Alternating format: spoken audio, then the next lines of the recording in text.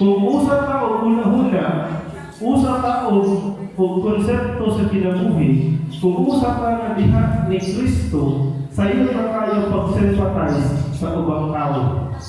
Ignayo bang makaisunan ito na dili kasimba?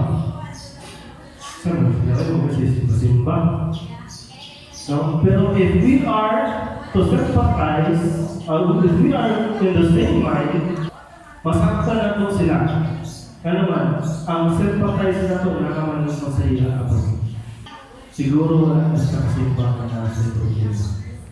Kaya hindi mo yun kinabangan yun, makasimba. Ang uban kaya mo simba nga dala ng problema. Ang uban po kaya mo simba nga nabili ng problema sa bahay. Pero na po yung uban po, hindi dito simba, ano man ang problema, ang uban mo sa bahay. Dahil nakakita, but we should be in one mind. We have to be of one mind because in that way, we can sympathize with each other. Dali na natin makuha ang simpatya na ito sa itong isogo na ito na nag-iso. Dali na natin ma-feel ang iyang problema. And that way, we can pray for each other. Number 3, say what? Love each other like brothers and sisters. Also, ang klase na love.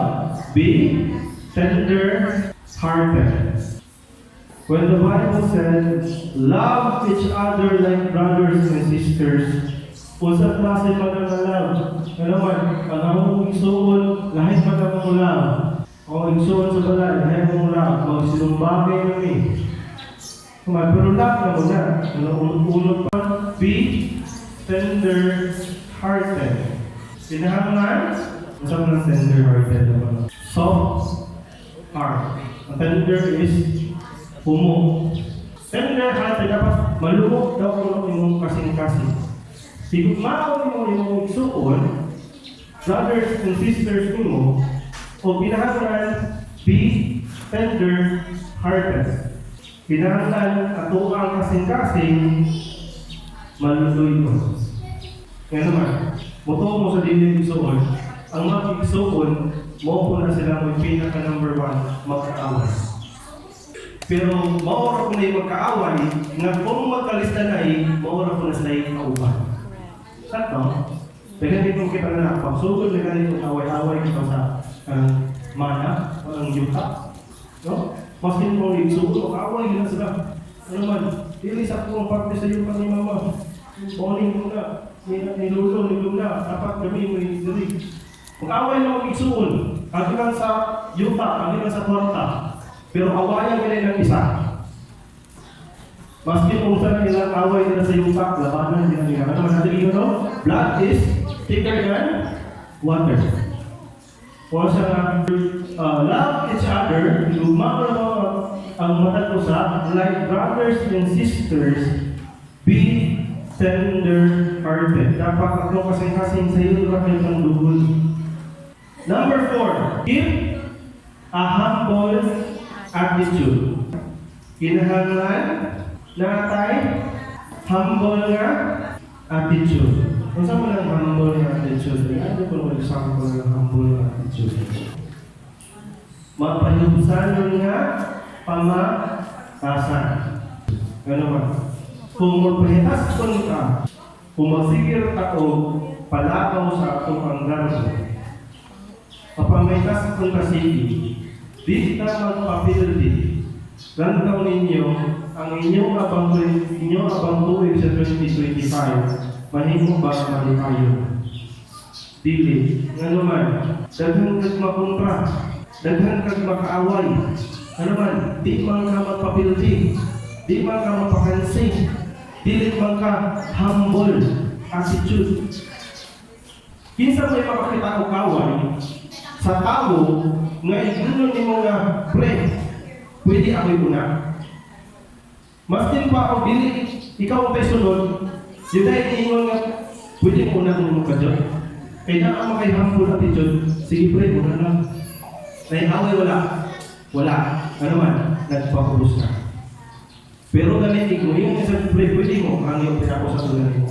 Kung yung ikaw nga, usahan ko rin ikaw, pipila kayo rin, ako pipila, yung insert ko ka rin na, ato ka sa likod. Yung ngayon yung akin, ang iyo ang tuto. Ay, pila mo din kayo, hindi ka nakakaway. Na-enjoy nyo yung life, wala. Ano man, yung mga 2025, pasok ano yung kasing-kasing. Pero kay humble attitude, this 2025, ma-enjoy mo yung kinabuhi, kay number 1, wala kay kaaway. Maski pag kung asa, bisan pang asa na trabaho, maski asa na opisina, maski asa na eskwelahan na, dili yun pwede nga walay tao nga hilang tanong. Na ang ginamit suon. Maski pa kung asa kang trabahoan, na ang ginamit tanong, maski pa kung ikaw ka sa kilid, silang tanong na, ano kung hindi ka nagkawang sa kilid, na pwede mo kamagkawang, ano po, di ka nagkawang sa kilid mo kakon. No? Dahil mo ang hinabot sa ibang ngano po nga wala ka na-study. Wala sa kabatuloy mo nga nagbigaw po sa balay. Ngano po nga wala po mo rin ipatambalan ng mga anak nga dapat mo ka lang ibutangan o ka ng kuhan katong mga hirbat-hirbat na doon dito masakit na bata. Ikaw po nga kabuang nakaupanang sa itong bata oras po masugod na lang mo katuloy na kay humble heart, humble attitude. Kaya mga bukang ng ibang storya sa imuha ng madawa na magpahiyog sa amin. Amen ba? Number 5, verse 9. Ang number 5 na to is, don't repay evil for evil. No? Yung siya rin, sa verse 9, don't repay evil for evil. Don't retaliate with insult when people insult you. Yung sa like, kung himuan ka daotan sa iyong amigo o sa iyong kaila, ayaw ko sa balusin o daotan. Nga naman, yung i-explain na rin. Kung i-insult ka, don't retaliate. Dili na dapat maging away. Di na pwede dapat maging lalis, mubalos. Dili na ito dapat malusan o insulto ang mga taong nag-insulto sa ato. Pero niingon ng Bible, instead, kung nakapagaling mong insulto ni mo, pay back them with a blessing. Kung sa mga klase ng blessing, dili po na ito nagbunton po ng binangkal ha, may blessing mo ng binangkal di pan. Kapag binato daw mo ng bato, batuhin mo na, binangkal, kung balas mo na rin, pag-ahit ko. No?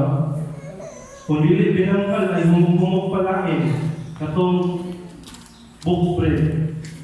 Yun na instead, pay them back with a blessing. Di ba yung mga Bible?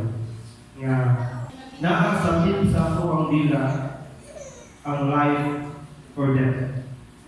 Nakasabit sa akong dila ang life or death. We can choose to bless or we can choose to curse. Nasa kanila. Pwede din nagpasabot nga kung yun ka mamatay ang taka, mamatay din sa. Ano man, wala kay power ng tongue na mag-create something from nothing. Only God can do that. Si Lord na muna ay katungod ng mayroong let there be light and there was light. Pero ikaw ba yung mayroong nga mamatay ng taka. Ano man, mo siyang i-curse. May power ang there's no such thing.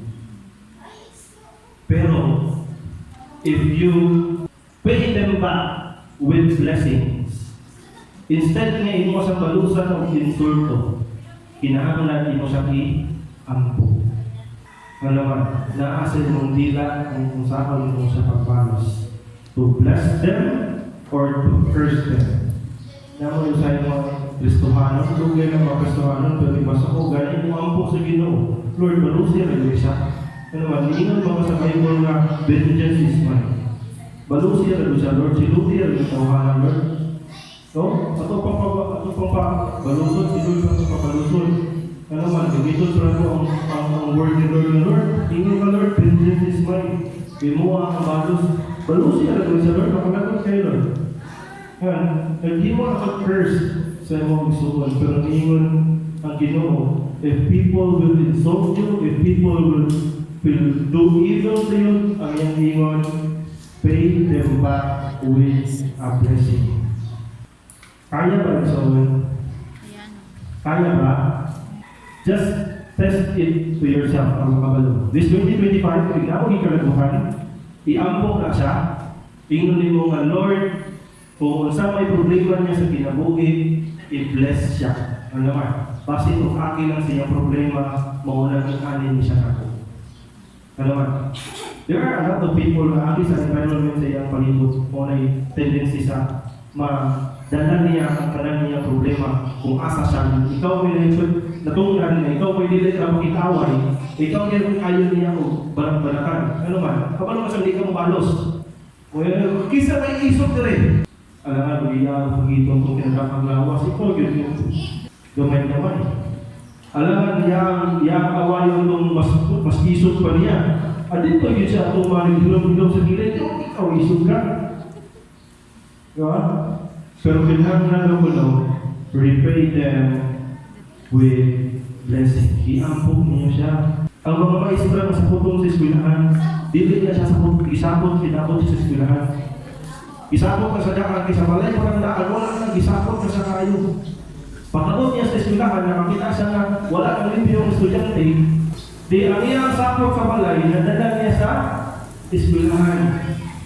So dahil ganun lang na mga estudyante, isapot ko na madaan sa balay, kaysa iyo kayo kung ipamaka sa iyong mama, ipalungkad, dahil nalik pa dito, pagkatod niya sa eskwelahan, wala, ba't-trip na kayo. Kuhito na mo sa iyong classmate, manumbang na mo. Ano man, kaya tao naman yung vibe niyo, tao naman ninyo ang pamati. Kung nakinahanglan, ignaay tao na muhimo sa inyo gabutan, kaya tao na muhimo sa inyo dili maayo, kinahanglan balusan niyo siya o blessing.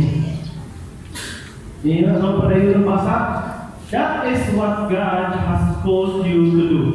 So, ang balikan, number 1, be like a baby. Number 2, be one of mine.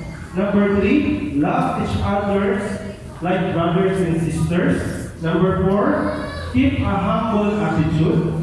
Number 5, don't repay evil for evil. Kung patay ko nabasa itong verse na ito.